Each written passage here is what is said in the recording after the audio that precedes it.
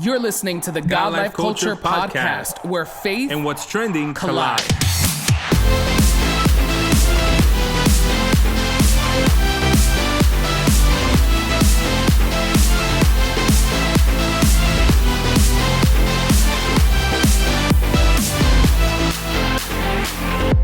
Welcome back to the latest episode of the God Life Culture Podcast. This is Eddie. What's up, everyone? This is Miguel, and we are so excited and grateful that you are tuned in for another episode of the God Life Culture Podcast. If this is your first time listening, if this is your first time watching, we want you to hit that subscribe button so you can be notified every time we drop a new episode. Thank you so much for choosing to listen to the God Life Culture Podcast. And, for all of you who are returning listeners that catch our episodes every week, we just want to say thank you so much for making us a part of your everyday life, your routines, your mornings, afternoons, nights, your drives, whatever it is. We are honored to be a part of your life. Yeah, and I think it's really interesting how, everybody has their own way of listening to podcasts. Yeah. I'm a morning drive, or maybe even sometimes in the afternoon, like if I don't finish a morning podcast.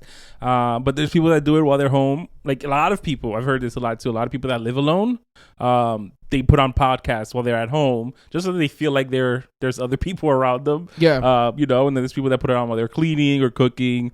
But I'm definitely a morning drive podcast listener type of a person. But you know what? Hey, if you're listening to us in the morning, drive safely. It's the summertime. So usually during the summer, there's less traffic because of the whole school situation. So I hope you're getting to work a lot earlier than usual. Right. So thank you again for all of you who are, listening and catching our episodes.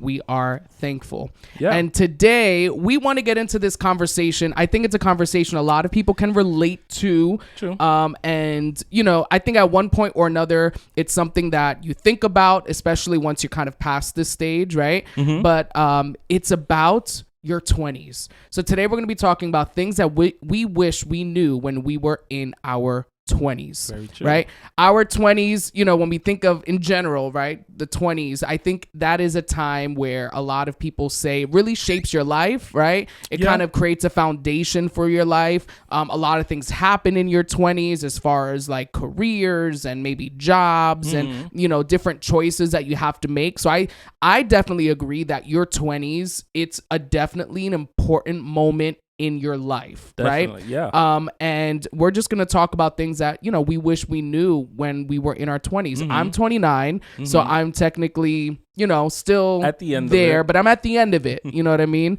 And you're not. I'm 27.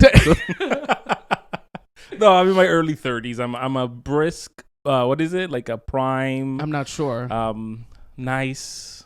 I was thinking like spring chicken. I don't know why, but it's 34. It's a 34. Right. So we're, like kind of fresh out of it. I'm almost out of it, right? Yes. Getting there. But yeah, we want to talk about it today. So yeah. And I think that, the thing with the 20s is that after the 20s happen, you kind of realize that it's really your years of opportunities where, because at the end of the day, you can make whatever decision, any changes, anything you want at any time on the spectrum of life. But I think that your 20s affords you a certain liberty that as you get older, it kind of dissipates. Yeah. So we'll talk a little for bit sure. more about I that. mean, for me, I immediately, when I think of this topic, right, or when I start, going down and reflecting, immediately I think about saving money. Yeah. Right. Yeah. So like for me, even when I talk to people who are like in their early 20s or just turned 20, or even like my brother who's 5 years younger, I'm always, telling them save money. Right. I think about, for me, I had I finished college. Right after college, I had my first teaching job. And, I'm thinking about that time. I still lived at home. Still at home, didn't have a bunch of bills at all. It was just like my car and like my phone at the time, and that's it. And I was thinking about this once I started on the path, thinking about marriage and saving and all that at that time.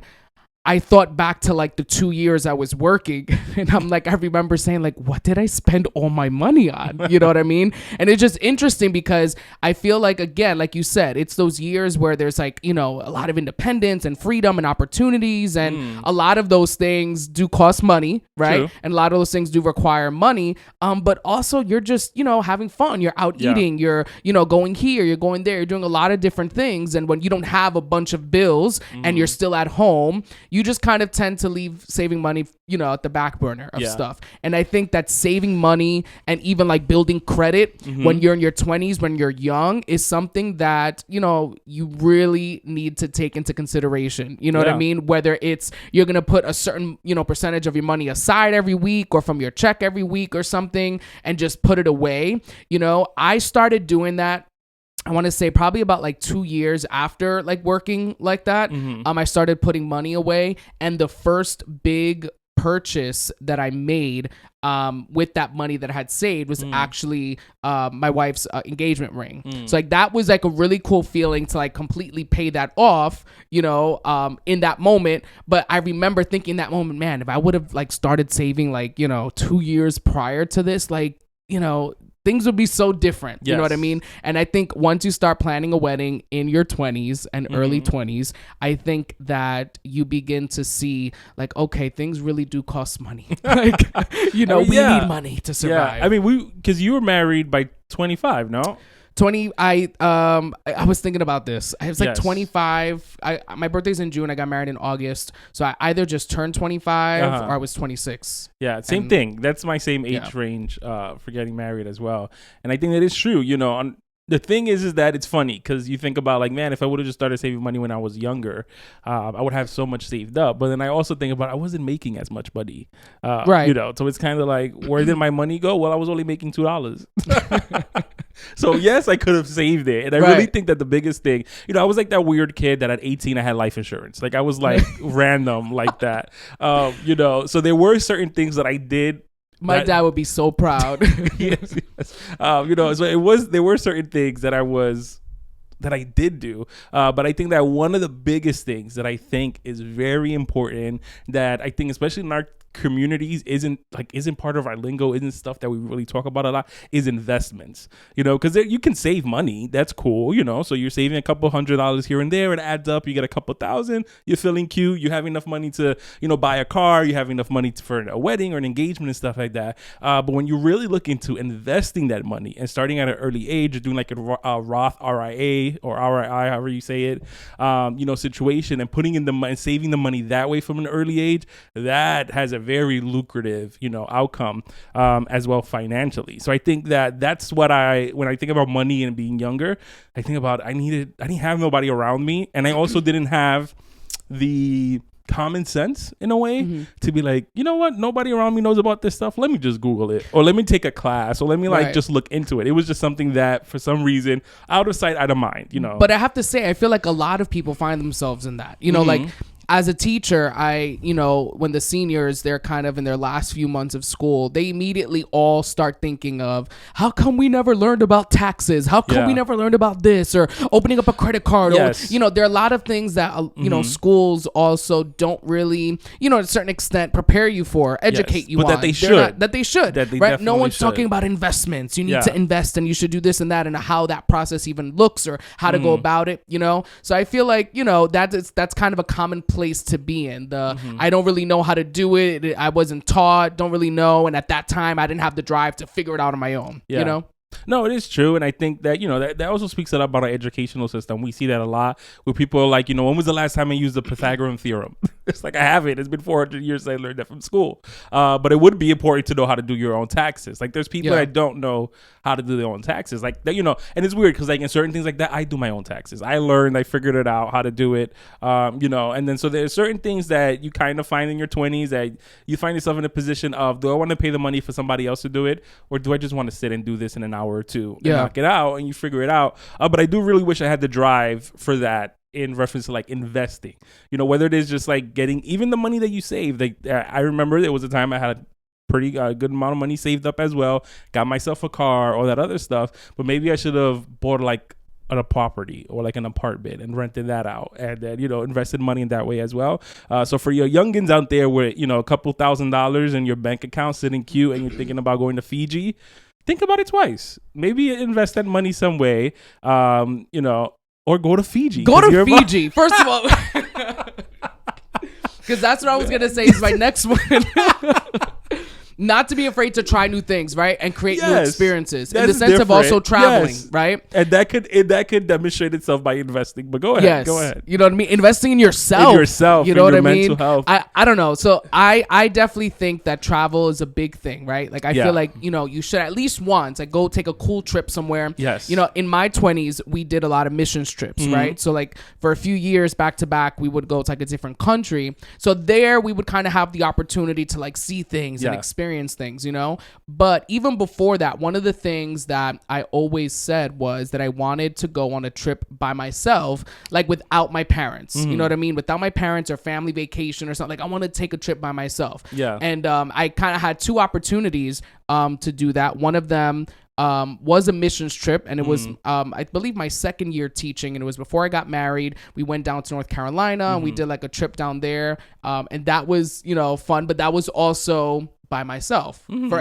North Carolina, you know. But then but it was something. And then I also went to Cali and Mexico, right? That's true. So that was kind of like another opportunity I had to go and like be with, you know, other people, not my family, and kind of go and like again, it was more like I was doing poetry and spoken word and all that. But I remember even there were just little things on that, like it sounds so dumb, right? But like I remember on that trip there was this beach, right, that was closed, and the only way to get on basically the other side, it was like a really nice beach apparently, right? And I don't know if they're gonna come for me for doing this is illegal or something, but you had to like climb this fence, right? Okay, you had to, trespassing. yes, trespass. Okay.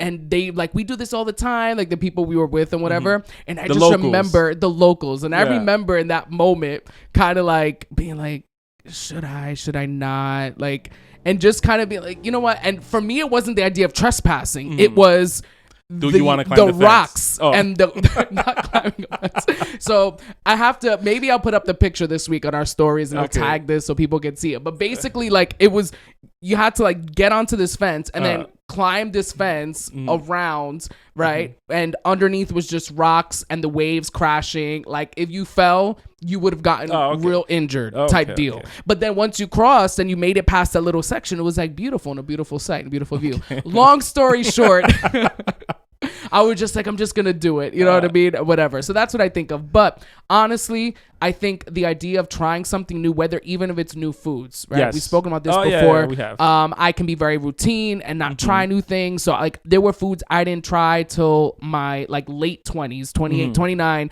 you know, trying foods for the first time. And I'm like, man, I really had opportunities to try this earlier and I didn't, right? So not being afraid to try something new, having new experiences. And I think we can easily get caught up in the routine of life. Yes. And we get so, you know, used to that routine that we don't want to try something new, or trying something new almost seems scary or out of our comfort zone or not in our norm. And we miss out on a lot of opportunities. You know what I mean?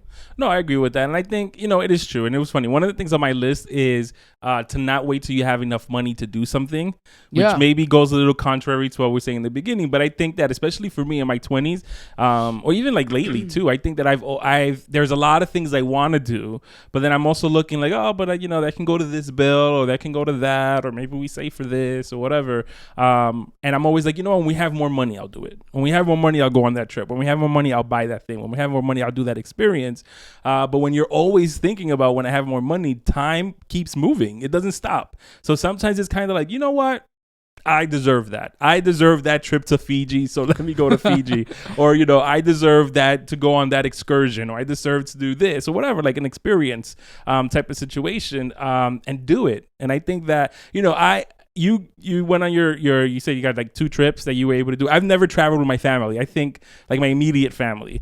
I think that our first, not even last year we did this getaway with for my son's birthday. My sister came with me. with me and my wife and the kids and stuff like that, and her family. I think that was the first time we traveled together. And not you with your kids. No, not with my kids. I'm talking like my mom, my sister, and stuff mom. like that, whatever. Yep. So like, when I went to Puerto Rico, I didn't go with my family. I went with my friends. When I went on a cruise, I didn't go with my family. I went with my friends. When I went to the Dominican Republic the first time, I didn't go with my family. I went with friends. So I think that, those were opportunities and experiences that I cherish, that it really all happened in a time frame of maybe like 2 years in my 20s. So it was like, I got like these 2 years where I was crazy traveling all over the world, and then it stopped. So I wish I would have continued that a little bit more. And not only with the traveling, but like different experiences and stuff like that. It's like you live in New York and you've never been to the Statue of Liberty. I've never been to the Statue of Liberty. Me neither. So it's kind of like that's. So we're gonna go to the Statue of Liberty. We'll do a vlog. We're gonna vlog it. Yeah, we'll bring do a you thing. along. But it's like there's simple things that you can do that is kind of like you're like, oh yeah, I'll go when I got time. I go when I got time. But then I don't know, something may happen, and that thing that's on your list to do may no longer be available for you to do. Yeah. Or you may not longer have the ability to go to that place. So don't wait. If you can, and it's not going to be, it's not like you're skipping out on rent to go do this thing. But if it's one of those things where it's like, I'm going to dip into my savings a little to have an experience or to do something for yourself, definitely go ahead and do it. Yeah, and I think that idea is also applicable to so many different areas of our life. Sometimes we feel like we have to have everything super mapped out, planned out before we can take a step. Sometimes, we need like God to tell us everything before we begin to do something. And I think there are moments where it's like, I'm going to take a step, see how this goes. And then if it's working out, I'll take another step. And sometimes you really just have to do that, That's true. And as you were talking, it's funny, I have something else on my list here, but it's the idea of taking time for yourself. I think that oftentimes, or at least for me, right, in my 20s, I was very much super involved in ministry for so many years, right? And like I said, missions trips, and I had put out poetry albums like every weekend. I was doing stuff. I was doing stuff with How, and stuff within the church, and just outreach stuff. And I have no regrets when it comes to that, right? Or the amount of time I spent doing that. But I also think it's super important that you take out time for yourself outside of those things. Yes. So for you, it may not be ministry. For you, it could be your job or your career. You're very career minded and very career focused. And even when you're not in your job, you're thinking about it, coming up with new plans, strategies, and ideas and things to implement, right? And everything, you kind of begin to look at it through that lens. And you kind of lose other parts of who you are when you don't take out time for yourself, right? When you don't take out time to do something that you like, or to explore something that you like, or trying to explore a new hobby or a new interest, right? And then you realize like, oh my goodness, I'm in my late 20s or I'm in my 30s, and for so many years I was just devoting time to this organization and that organization, or this church and that church, or this, that I really didn't take out time for myself. Yeah. Right? So it's like, what experience do I have apart from those things, right? Who am I outside of that? And I think that anytime you are super passionate about something or driven about something, it kind of becomes everything to you. Yes. It becomes your focus, and you just have to be careful that even with those things that you enjoy doing, those things that you love, those things that you are a part of, that you take out time for yourself. Yeah, and I think that's very important, because I identify with that a lot, because practically my whole life has been something that I've super mega dedicated into ministry. I was been the young kid that was in leadership. Before he was 18, I was a leader of something, and that followed through into my 20s as well. And I think that the danger, and I think that as Christians, we think that it is a good thing to use that as your identity. I am ministry pro, all my life I dedicated to ministry. That's what I want to do. That's what I want to do. And we look at, like, you would look at a person who's a workaholic and be like, bro, you need to chill. But you would never say that about a person that feels the same way about ministry. You would be like, oh, that person's on fire. That person's in love with the Lord. He's, you use all these great terminologies to cover up kind of like an obsession in a way that can become negative.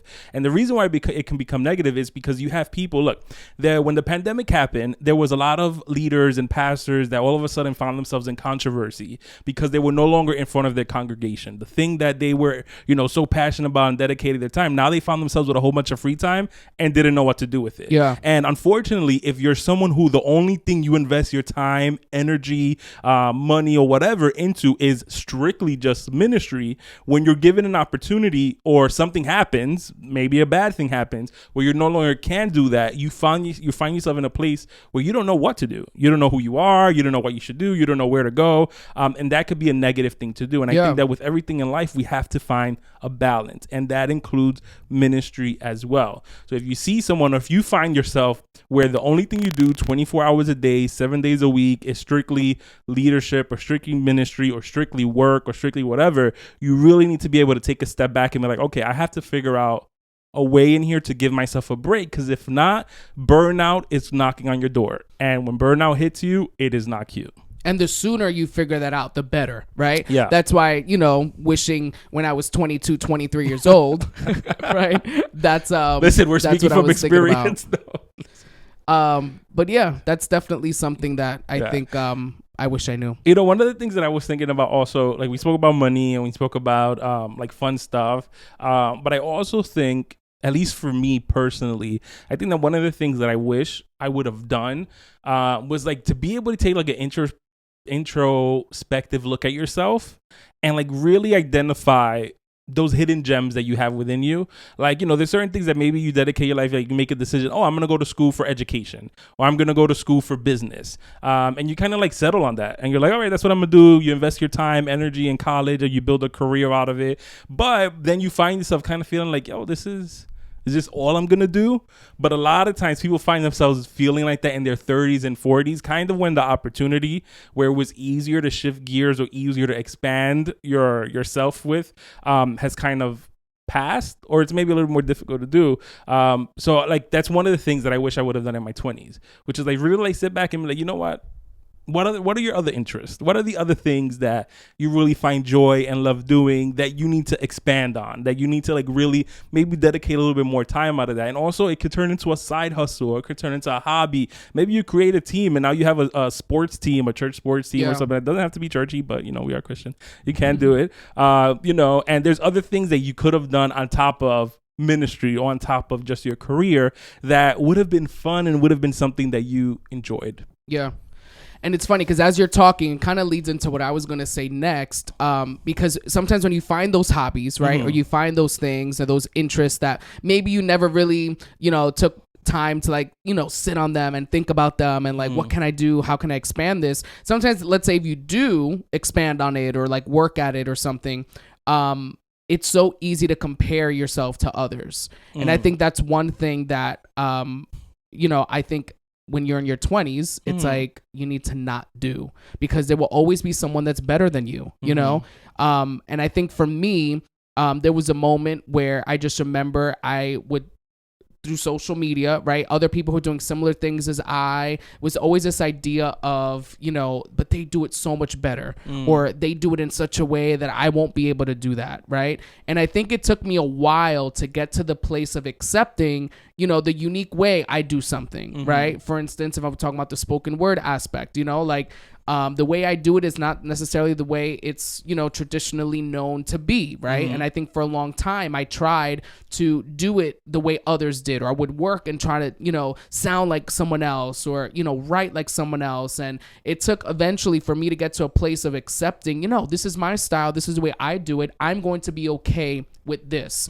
And I think that in your 20s, you have so many people around you, whether they're older, kind of doing so many different things, and, you aspire to be like someone, or you aspire and you're inspired by someone. And it's easy to fall into the trap of either not starting something because you feel like it's not good because of comparison, or not pursuing something, feeling like, I do have this gift or this talent, but I'm just going to keep it here and not really go the extra mile because I'll never make it to be like that individual, or I'll never sound like that. So I think the comparison game is definitely something in your 20s. It will happen, whether it's, people getting married and you're not married yet, and you're in your late 20s, or, owning houses or having kids, and you just feel like, I wanted to have kids by now. I wanted to be married by now. I wanted to own my first home. I wanted to have my career already, and it's not happening. That comparison game can be definitely a discouragement if it's not checked. Yeah, and it's weird because I start to think back, and that I never had that. Like that wasn't something that I had or like I dwelled on. With like I never compared myself to anyone. I think that what I did do was be hard on myself. So it was like the idea of we would do something, especially like creative stuff. Like we would create something, whatever, and we like people will look at it and be like, that was amazing, or that was great, or that really touched me, or that really ministered to me, or whatever the situation is. But I would look at it with a critical eye and be like, that could have been better, that could have been fixed, the timing on this was wrong, right. Like, you know, that whole thing about just like looking at it and be like, okay, now we got to do better, so now we got to go harder, now we got to go, you know, whatever, and never really taking the opportunity to just really like bask in the moment of it. I never did. It was really like I was never sitting around comparing myself like, oh, this person did it better than me. Right. I was always like, you could have done it better. Right. Well, like we've had this conversation. Like I've never sat down after doing something and been like, you killed that. Yeah.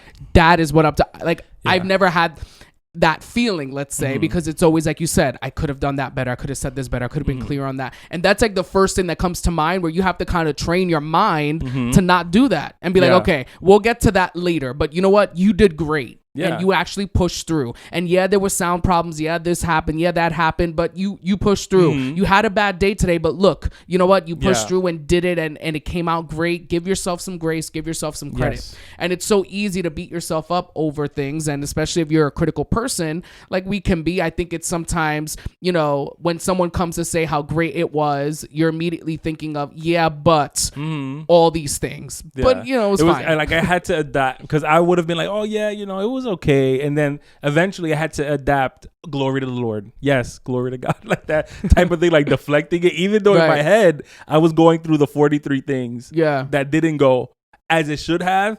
But to the regular person that's watching it or looking at whatever happened, to them it was amazing, spectacular, right? But to you, because you know what it could have been, you know the potential behind it, and you know you have high standards for yourself. If you're that type of person, it doesn't allow you to enjoy the ride. Because now I look back at something and I'll be like, yo, we were killing it, right? But I wasn't feeling like that at the time. So yeah, you go. I agree.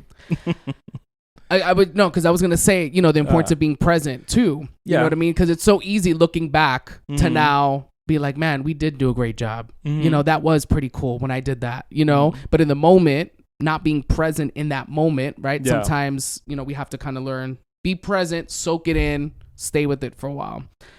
You know, one thing that I think in my 20s that I wish I would have learned early on was the idea that communication matters. Okay. The idea that you have to express yourself. You have to let people know how you feel, right? How they made you feel. You have to probably have difficult conversations and hard conversations, and communication makes a difference.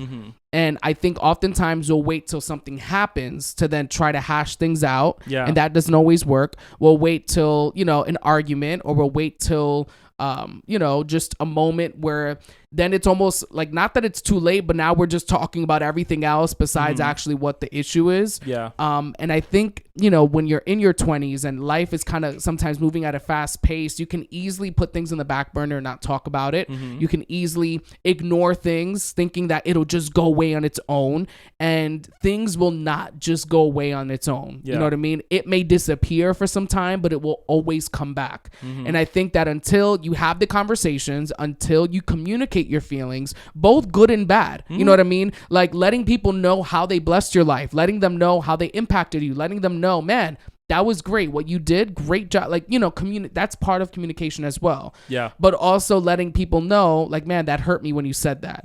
What did you mean when you say this? Because this is what I have in my head, and I want to make sure that it's not that. You know what I mean? And I think communication solves so many problems, and it's, you know, so hard once time passes. It's put on the back burner. We don't talk about it. Then we try to talk about it, and it's not successful because we didn't talk about it when it needed to be spoken about. Yeah, and I think that a lot of that could also be cultural. Like, you know, there's certain families or certain like groups of people that are very like, every day we sit down and we have dinner together and we speak about our day. And if I notice that you blink twice, which is really weird, you usually blink three times, I'm going to bring it up to you. Like there's families that are very like that. Yeah. And then there's other families like mine that was not like that. And I think that it's a skill that you have to self-develop, because you go your whole life, especially if you're someone that was like living at home. Maybe you lived like at home until the age of 18, and then all of a sudden you go away to college. Now you find yourself in a position where you're kind of like still carrying your baggage and everything you learned growing up in the last 18 years.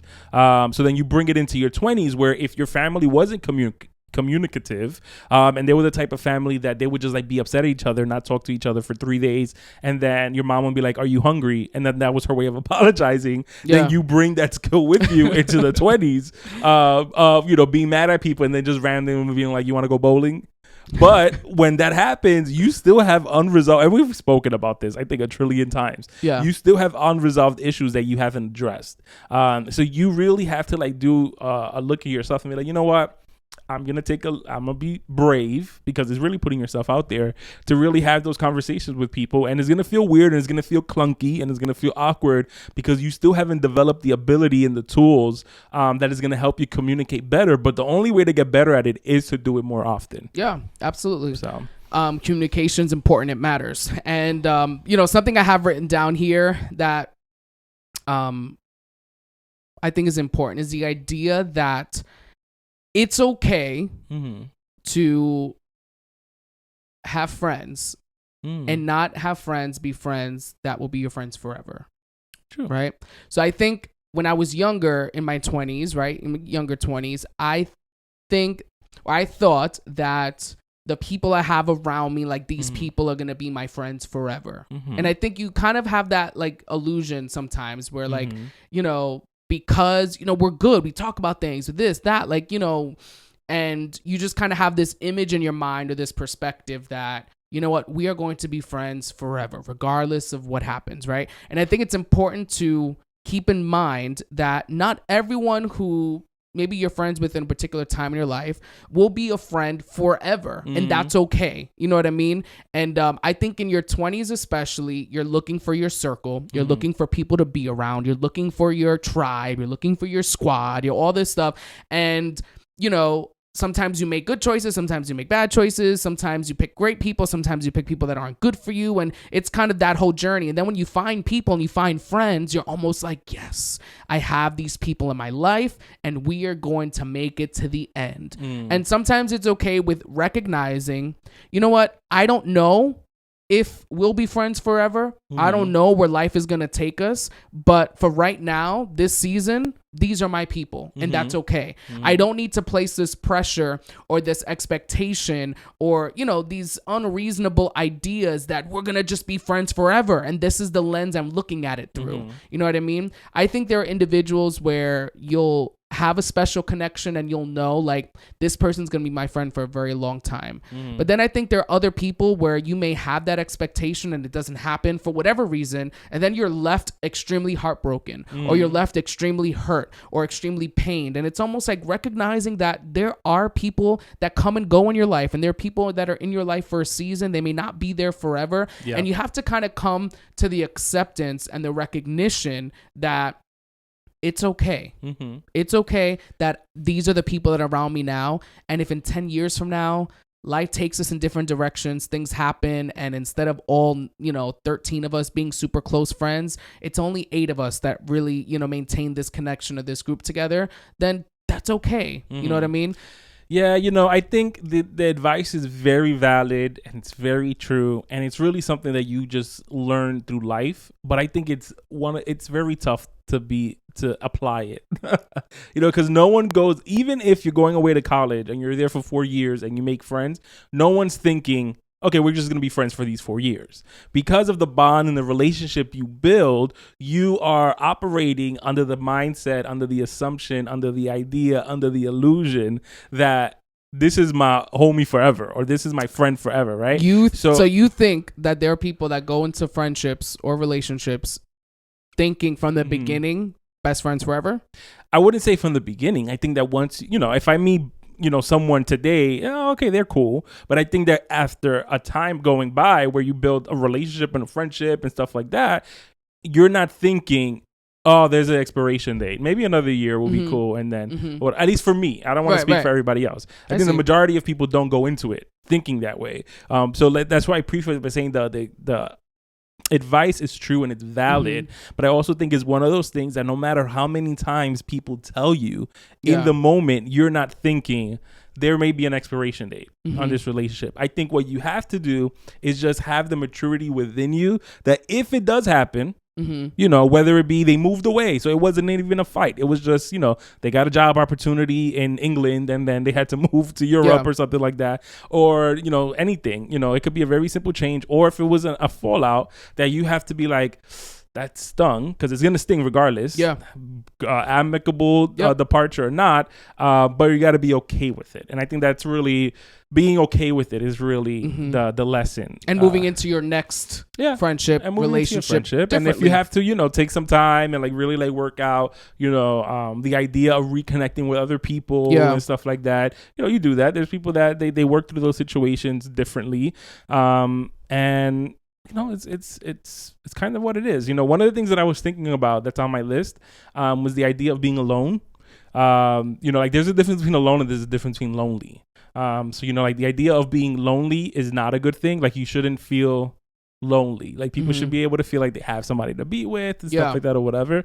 I think the idea of being alone, which I think is one of the things that was on my list was I should have, you know, I think that for me it was very different. Like it was a very weird process because I think for most of my life up almost until my 20s, like right before my 20s, I was kind of a loner. Like I had people around me, but it wasn't really like it was more like I was their friend, they weren't mine type of a thing. So it was like really weird. So like really loner.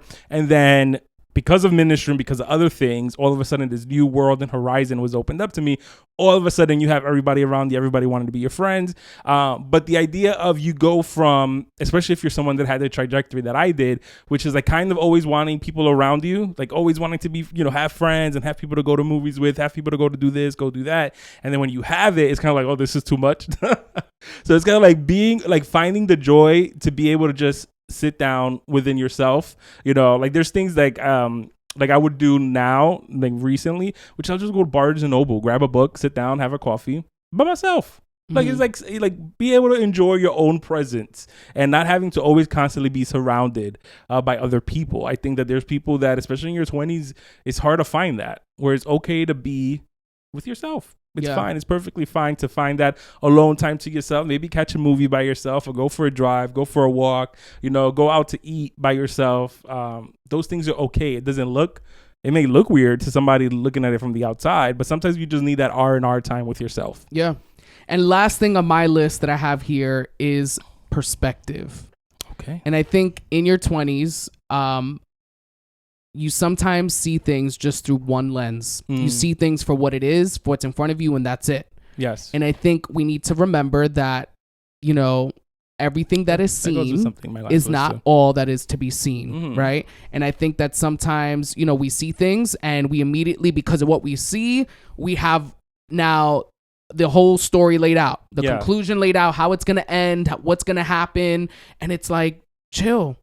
That's one perspective. You're looking at it from one point of view. And we can take this into so many different lanes, right? The perspective of everyone kind of has their own perspective on things. To you thought it was that. They're thinking it's something else. You got to talk about that. You know what I mean? There's so many things. But I think when you look at your struggles, when you look at the obstacles you face in your life, when you look at the challenges you face, if you're looking at it just from the perspective of this always happens to me, this doesn't happen to anyone else, this is my life, this is my story, this is always the situation I'm in, that's one perspective that you're looking at it from. You know what I mean? And it's difficult to take yourself out of that and look at it from a different perspective, a different angle, a different point of view. But sometimes you have to do that. You know, it's so easy to just think, you know, the perspective of, you know, God forgot about me. God abandoned me. God forgot about this that he said. You're looking at it from that perspective. Now let's look at it from a different perspective. You know, what is God trying to teach you in this moment? What is he trying to bring out of you? What is he trying to show you? You know what I mean? What are you not doing that's not allowing God to then do what he needs to do?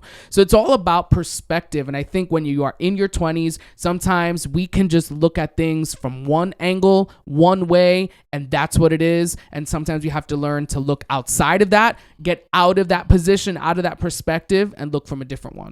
Yeah, and I think that is also a really cool one. You know, what I had on the last thing that I had on my list was to like really be aware of when you're upset, what are you really upset about? You know, I think that there's times where a situation happens and it's kind of like the trigger that gets you upset, but in reality you're upset about something else. It could be something a lot more deeper. It could be something that is really more about you and less about them or the situation that happened, where I think that a lot of times if you're not someone who is self-aware enough to really identify, why am I mad? Why am I upset? Why did that bother me as much? Or why am I so annoyed by that? Then you're really putting the attention and the energy into the wrong thing. Yeah. So if at an early, in your 20s, early on, you're able to identify, the reason why I got upset wasn't because you came at me, or the reason I got upset wasn't because it didn't work out that way. It was more because of this, it was more because of that. Like I wanted to be in control of the situation, but I wasn't. If I was in control of the situation, I feel like it would have happened differently. Yeah. Or it's really more because of a disappointment, or it's maybe, there's different layers to things where I feel like a lot of times it's very easy to kind of like blame something else when it's really more of an internal issue that you really have to like look at and have that perspective to like really address that, so it's no longer an issue moving forward. Yeah. And again, I think life is a series of lessons and experiences. You have to go through certain things. We could tell you stuff. People told us stuff. Yeah. You know what I mean? When we were in the middle of it. And sometimes you just have to experience it and you have to go through it. But there are also moments where you just remember what someone else said and what someone else warned you about or encouraged you about. And that also can make a difference.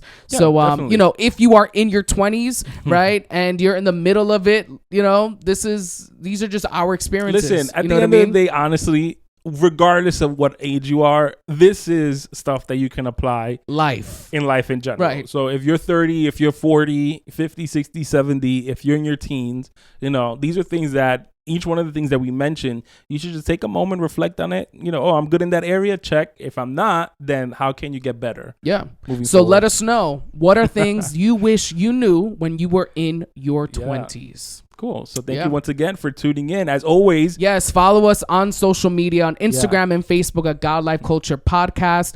Subscribe to us on YouTube. You can check out the visuals for each episode. You can listen to us on Apple, Spotify, Anchor, wherever you listen to your podcast. Make sure to leave us a review, a rating. Let us know what you think, and tune in every week for a new episode. Yeah. So thank you once again for tuning in to the latest episode of the God Life Culture Podcast. That's God Life Culture. Until next time. See ya. Bye.